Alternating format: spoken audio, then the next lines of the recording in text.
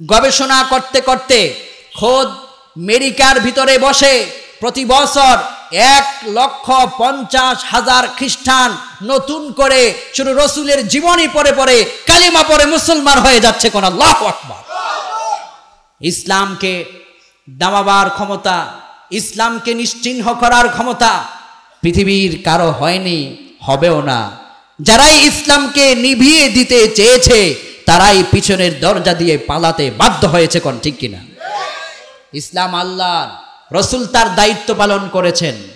যে আল্লাহ যে বলছেন যে সারা বিশ্বে ছড়িয়ে পড়বে, আজ পুরো পৃথিবীতে, আমেরিকা, লন্ডন, পৃথিবীর যেখানে আপনি যান সেখানে গেলেই আপনি দেখবেন আল্লাহু আকবারের ধ্বনি উচ্চারিত হচ্ছে। প্রতি 5 ওয়াক্ত সালাতে আল্লাহু আকবারের সাথে সাথে আশহাদু আন্না মুহাম্মাদার রাসূলুল্লাহ, রসুলের স্লোগান গোটা পৃথিবীর সবখানে ছড়িয়ে পড়েছে। এরপরে আল্লাহ পাক বিশ্বনবীর প্রেরণ করার পিছনে আরো উদ্দেশ্য হলো, বিশ্বনবীকে আল্লাহ আরেকটা দায়িত্ব দিয়েছেন।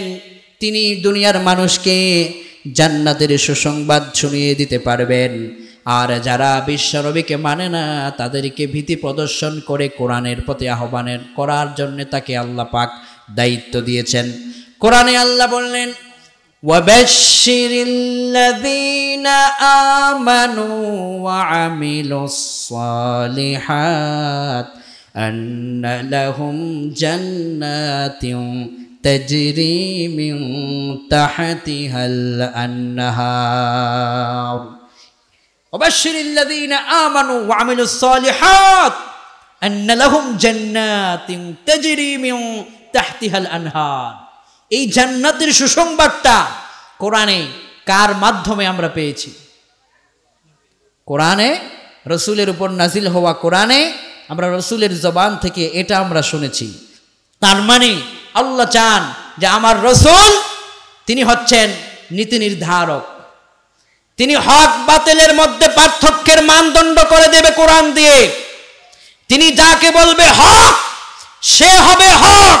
রসুলের মানদণ্ডে যে হবে না হক, তার বড় দরবার থাকতে পারে, লক্ষ লক্ষ মুরিদ থাকতে পারে, রসুলের আদর্শের বাহিরে যে যাবে সে কখনো হক হতে পারবে না। কোন ঠিক কিনা?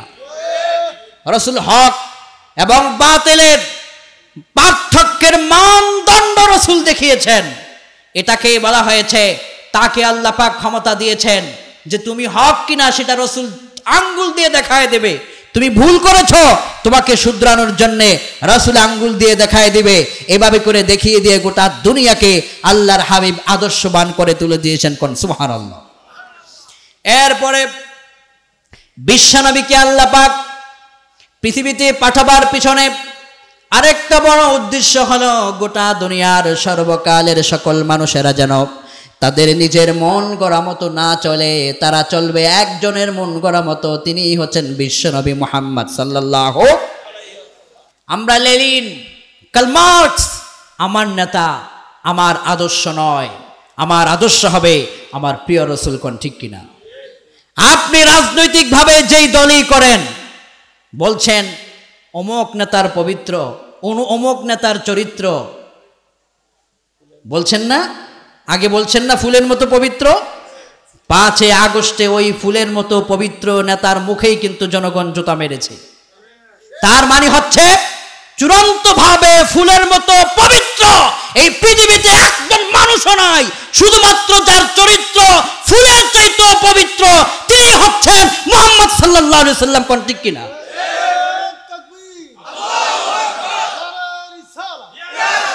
বিশ্বনবীর চরিত্রের উপরে কোন চরিত্র আদর্শ পৃথিবীতে নাই। এটা যদি আপনি দেখতে চান পৃথিবীর চারিদিকে তাকায় দেখেন, যারাই যখনই পৃথিবীর মানুষের কাছে এসে চরিত্রবান সেজেছে, পৃথিবীর মানুষের জীবন নিয়ে ছিনিমিনি খেলেছে, রসুলের আদর্শের উপর যারা আঘাত করতে চেয়েছে, আল্লাহর জমিনে আল্লাহর কোরআনের রাজকে প্রতিষ্ঠার পথে যারা বাধা হয়ে দাঁড়িয়েছে, তারা দিন শেষে মানুষের জুতা পিটা খেয়েছে। কথা বাস্তব কিনা? আগামী জিন্দেগিতেও, আগামীর নতুন সুন্দর বাংলাদেশেও ছাত্র জনতা তোমাদেরকে আগেও আমরা ধন্যবাদ জানিয়েছি, আজও ধন্যবাদ জানাই কোরআনের প্রোগ্রাম থেকে। তোমরা যেই সুন্দর সুগঠিত সুশৃঙ্খল নতুন বাংলাদেশ গড়ার জন্য স্বপ্ন দেখিয়েছ, এই নতুন বাংলাদেশে যদি কেউ আল্লাহর কোরআন নিয়ে ছিনিমিনি খেলতে চায়, প্রিয় রাসূলের আদর্শের উপর কেউ কালিমা লেপন করতে চায়, তাদের অবস্থাও পূর্বের অবস্থার মতো হবে। কারণ রাসূলের ব্যাপারে আমরা কাউকে ছাড় দেইনি, দেবও না, কোন ঠিক কিনা? রাসূলের আদর্শের সার্টিফিকেট দিয়েছেন যিনি, তিনি কে? সুবহানাল্লাহ, সুবহানাল্লাহ। চরিত্রের সনদপত্র, আপনার আমার চরিত্রের সার্টিফিকেট দেয় স্ত্রী, আপনার আমার চরিত্রের সার্টিফিকেট দেয় আপনার আমার ড্রাইভার, পিএস, সেক্রেটারি। ইমাম সাহেবের চরিত্রের সার্টিফিকেট দেয় মুসল্লিরা। দোকানে বসে বসে অমুক গ্রামের ইমাম সাহেব আজকে 2 মিনিট আগে নামাজ পড়িয়েছে, সমালোচনা আছে না নাই? অমুক গ্রামের ইমাম সাহেব আজকে কেরাত খুব লম্বা করেছেন, অমুক গ্রামের ইমাম সাহেব আজকে জোহরের নামাজ আগে পড়াইয়া দাওয়াত খেয়েছেন 3টা। হুজুর 3 দাওয়াত কেন খেলো? ওনার খুব জ্বালা। এরকম আছে না নাই? হুজুর 3 দাওয়াত কেন? উনি দাওয়াত 10টা খাবে, তোমার সমস্যা কি? তুমি তো হুজুরকে দাওয়াত দিয়ে বছরে একবারও খাওয়া নাই, তুমি দাওয়াতও দেও না, আবার সমালোচনাও করো। তোমার চরিত্র ফুলের মতো পবিত্র নয়, তুমি সমালোচক, কোন ঠিক কিনা? সমালোচনা করবেন না ইমাম সাহেবদেরকে নিয়ে। যার পিছনে সালাত পড়েন সেই ইমামকে দিল থেকে শ্রদ্ধা করবেন, আপনাকে আপনার মর্যাদা বাড়িয়ে দিবেন যিনি, তিনি কে? আল্লাহ। হ্যাঁ, কিছু কিছু ব্যাপারে আপনার মতের সঙ্গে তার নাও মিলতে পারে, সে মানুষ, আপনিও মানুষ, কিন্তু তিনি ইমাম। আপনি তার পিছনে সালাত পড়েন, আপনার মৃত্যুর পরে সবার আগে কিন্তু মাইকটা হাতে নিয়ে সেই বলবে অমুকে মারা গেছেন, ইন্না লিল্লাহি ওয়া ইন্না ইলাইহি রাজিউন। আপনি মরে যাবার পরে ইমাম সাহেব কিন্তু সর্বপ্রথম বলবে, নিয়ে আসুন ওকে আমি সুন্নত তরিকায় সুন্দর করে শেষ গোসলটা দিয়ে দিই। আপনি মরার পরে ইমাম সাহেবই বলবে, ওকে আমি সুন্দর করে কাফনের কাপড়টা পরাইয়ে দিই। জানাজার লাশ সামনে নিয়ে আপনার জন্য সে অজর দ্বারায় চোখের পানি ফেলে কাঁদবে। আপনার মৃত্যুর পরে, আপনার কবরে লাশ রাখার পরে এই ইমামকেই আপনার সবচাইতে বেশি প্রয়োজন হবে, কোন ঠিক কিনা? যাদেরকে সব জায়গায় বেশি প্রয়োজন হয় এই ইমাম সাহেবদেরকে নিয়ে এখন থেকে সমালোচনা নয়, বরং যথাসম্ভব এই ইমামদের উপর আমরা শ্রদ্ধাপূর্ণ আচরণ আমরা প্রতিষ্ঠিত করব, কোন ঠিক কিনা? এই এলাকায় যতটা মসজিদ আছে, যতজন সম্মানিত ইমাম সাহেবান আছেন, তাদেরকে আমরা মাথায় তুলে রাখবো, ইজ্জত দিব। তাহলে আপনার আমার ইজ্জত বাড়িয়ে দিবেন যিনি, তিনি কে?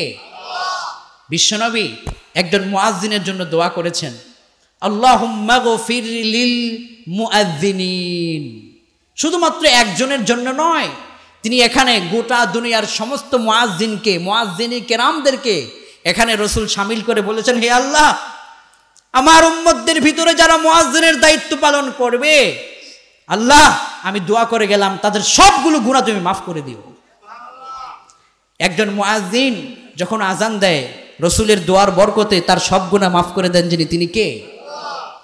বিশ্বনবী বলেছেন, আতওয়ালুন নাসি আনাকান ইয়াউমাল কিয়ামাহ, বিমানাত তাফসীর আই আকসারুন নাসি আমালান।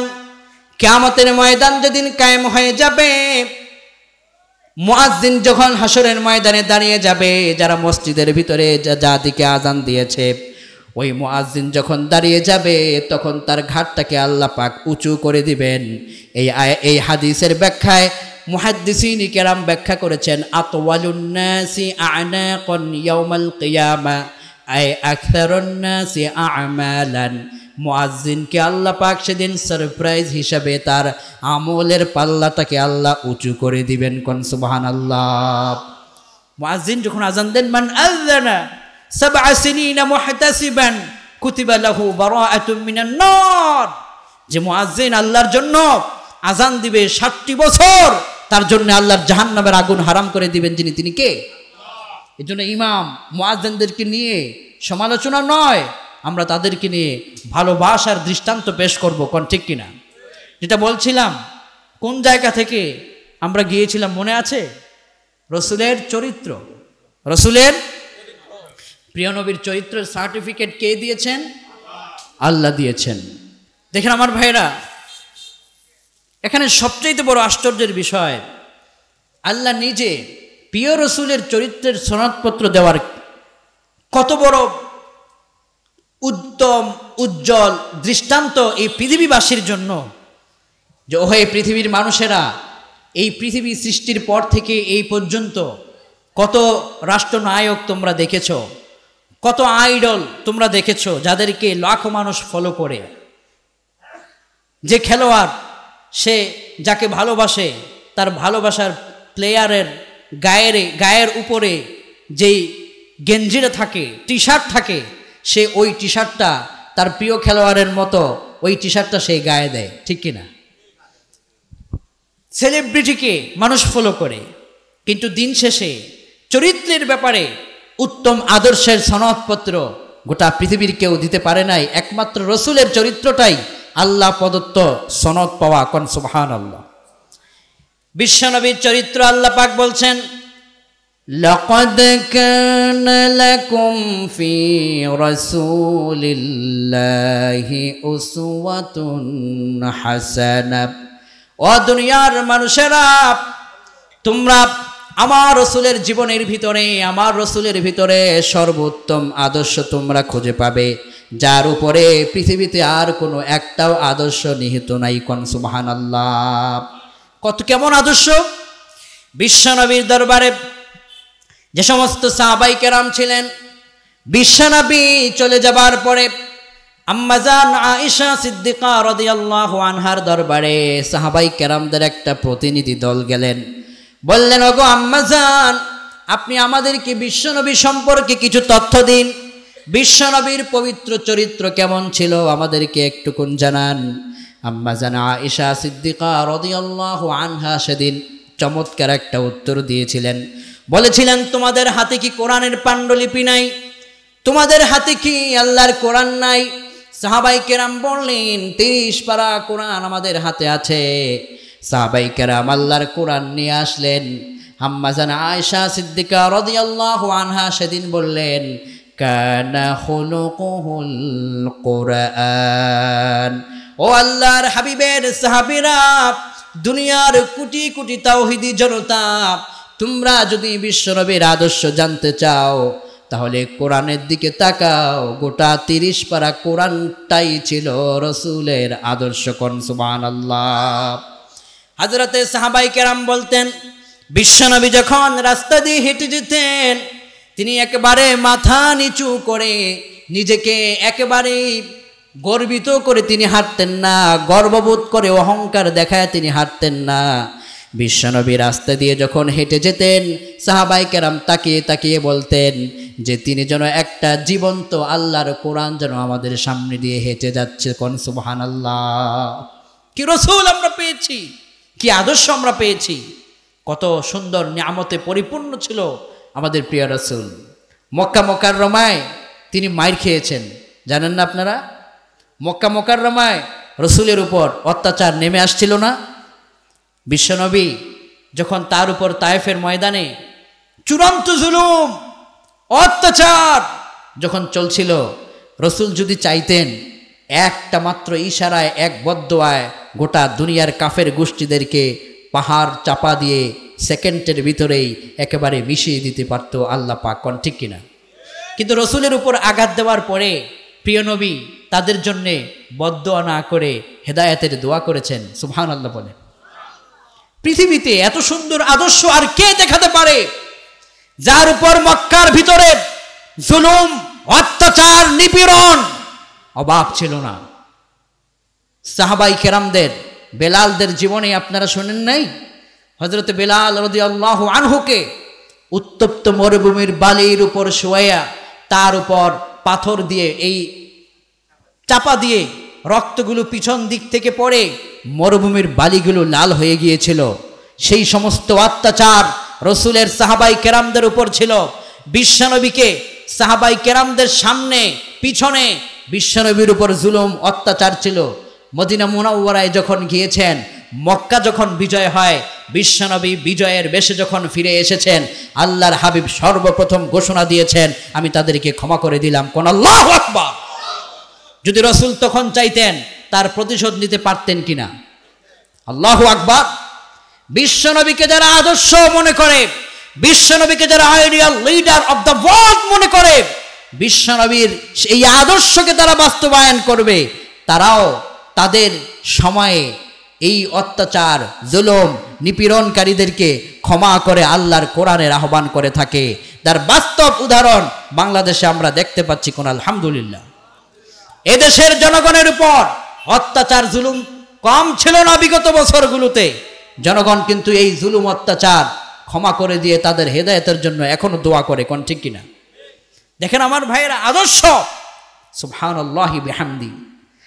বিশ্বনবীর ব্যাপারে আল্লাহ পাক বললেন, শোনো, পৃথিবীতে যত আদর্শ আছে সকল আদর্শ এই মাটির সাথে মিশে যাবে।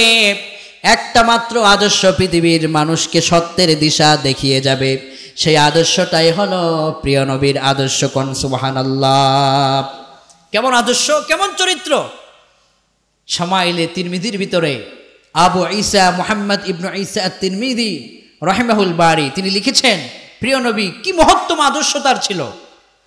বিশ্বনবীর একজন পিএস ছিল, যিনি বিশ্বনবীর খেদমত করতেন। আপনার আমার আশেপাশের যেই সমস্ত মানুষেরা থাকে তারাই আপনার আমার সম্পর্কে ভালো মন্তব্য জানাতে পারে, ঠিক কিনা কোন? এখানে আমরা যারা স্বামী আছি, ঘরে আমাদের স্ত্রী যাদের আছে, একটু হাত তোলেন তো, ঘরে যাদের স্ত্রী আছে। স্ত্রী হ্যাঁ, আচ্ছা, হাত নামান। আপনার ব্যাপারে সবচাইতে বেশি চারিত্রিক সার্টিফিকেট আপনার স্ত্রী দিতে পারবে, ঠিক কিনা কোন? রসুলের স্ত্রী ছিল হযরতে খাদিজা রাদিয়াল্লাহু আনহা। খাদিজা রাদিয়াল্লাহু আনহা বিশ্বনবীর চরিত্রের সনদপত্র দিয়ে বলছেন যে, রসুল আজকে ওয়াল্লাহি মা ইউখজিকাল্লাহু আবাদা, I swear by Allah, Allah won't insert you ever. রসুল, এই গোটা দুনিয়ার কাফেরেরা আপনার চরিত্র নিয়ে ছিনিমিনি খেলে, আমি খাদিজা বললাম আল্লাহর নামের শপথ, আল্লাহ আপনাকে কখনো লাঞ্ছিত করবেন না। কারণ আমি স্ত্রী আপনার চরিত্র সম্পর্কে জানি।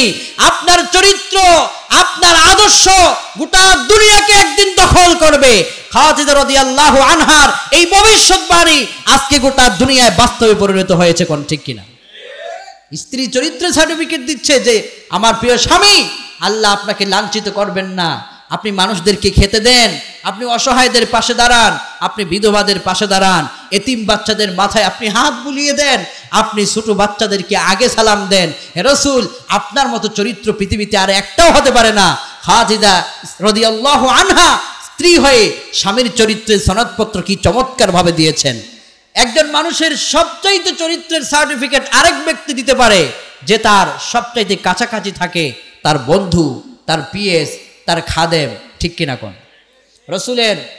রসুলের একজন ইন্টারন্যাশনাল পিএস ছিল, তার নাম কি আপনারা কেউ বলতে পারবেন? ইন্টারন্যাশনাল পিএস, বিশ্বনবীর পার্সোনাল সেক্রেটারি, তার নাম হচ্ছে হযরতে আনাস বিন মালিক রাদিয়াল্লাহু আনহু। কি নাম ছিল?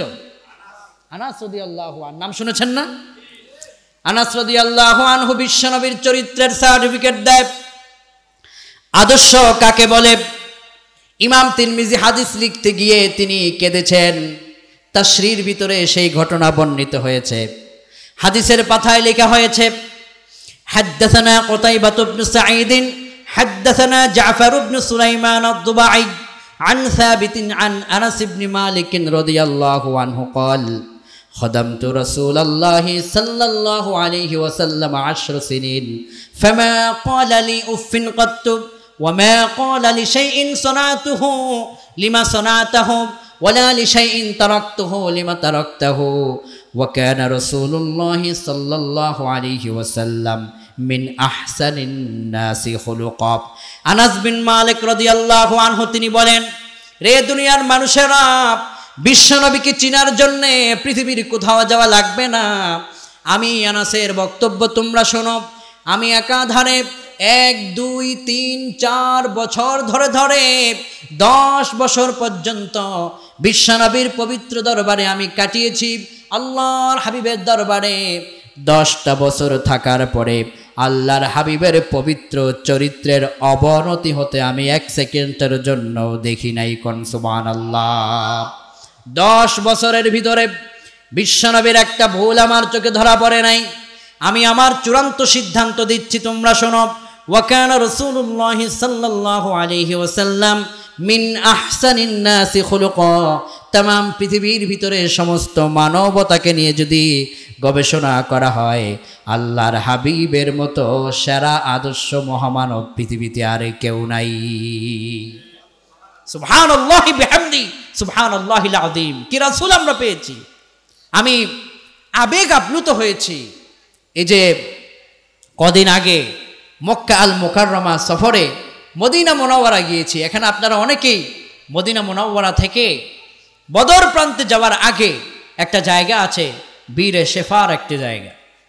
বীরে শেফা গিয়েছেন না? অনেকে গিয়েছেন না? বীরে শেফা, বীরে শেফার ওখানে একটা পাহাড় আছে।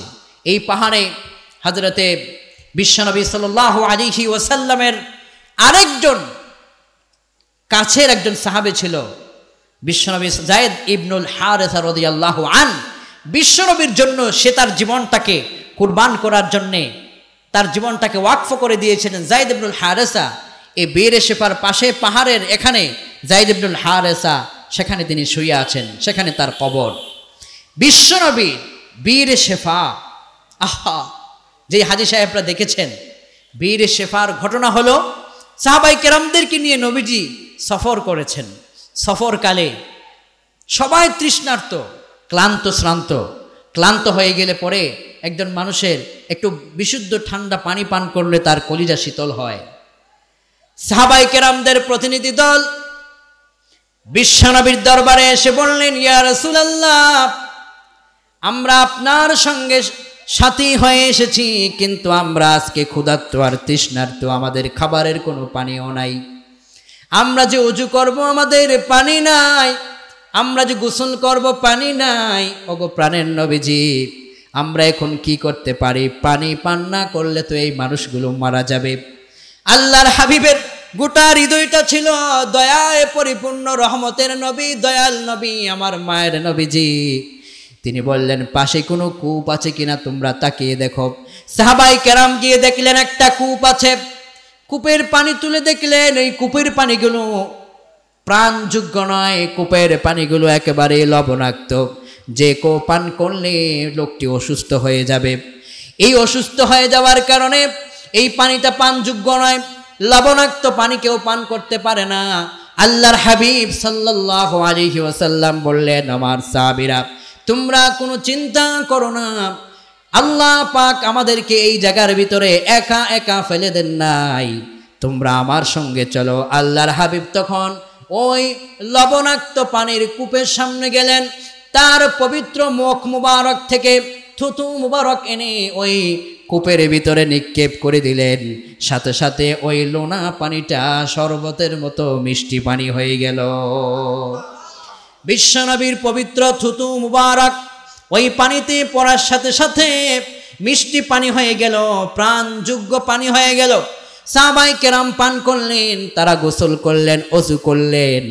আজও যারা মদিনা মুনাওয়ারায় যায় এই পবিত্র বীরে শেফার পানি তারাও পান করে, তাদের কলিজা ঠান্ডা করে। কোন সুবহানাল্লাহ।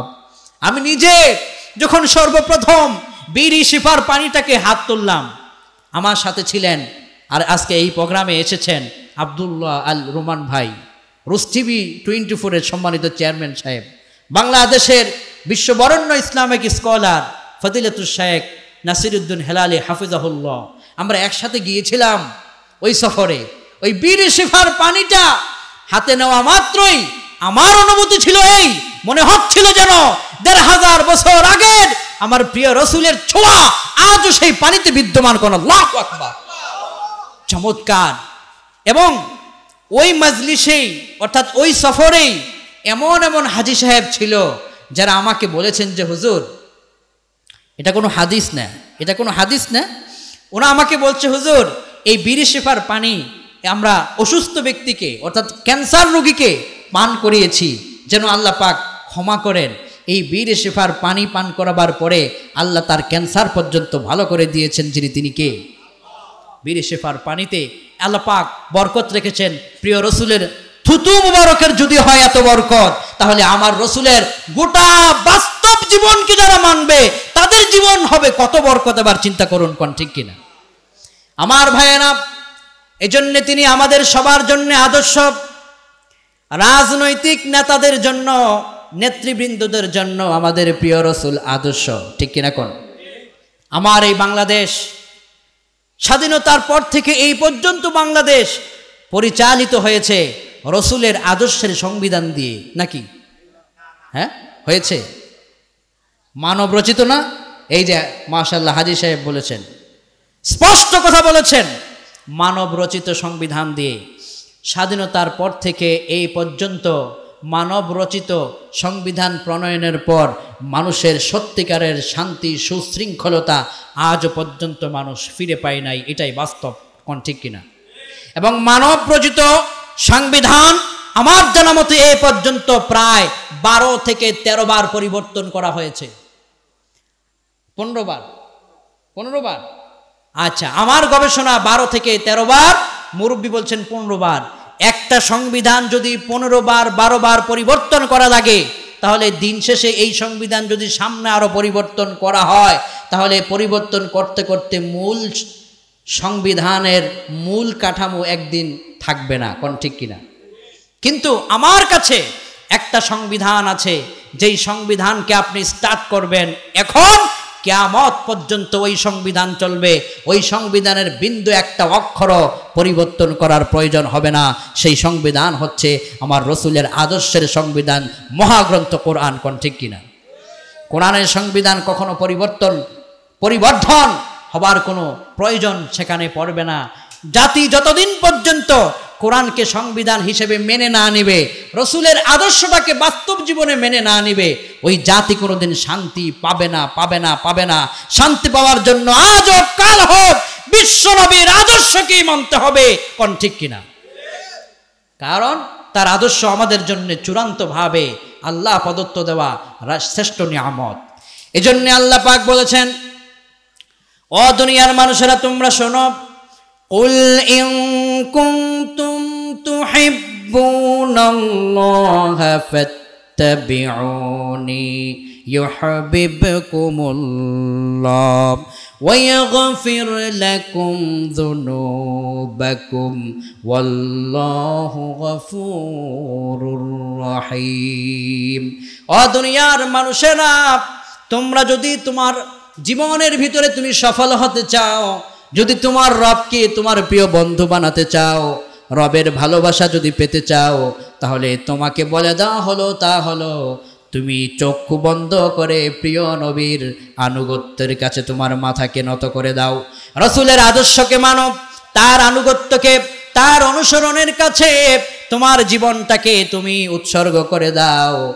ইউহিব্বুকুমুল্লাহ, তাহলে আল্লাহ পাক নিজে তোমাকে ভালোবাসবে যদি তুমি রসুলের আদর্শ মানতে পারো, তার অনুসরণ করতে পারো। কোন সুবহানাল্লাহ।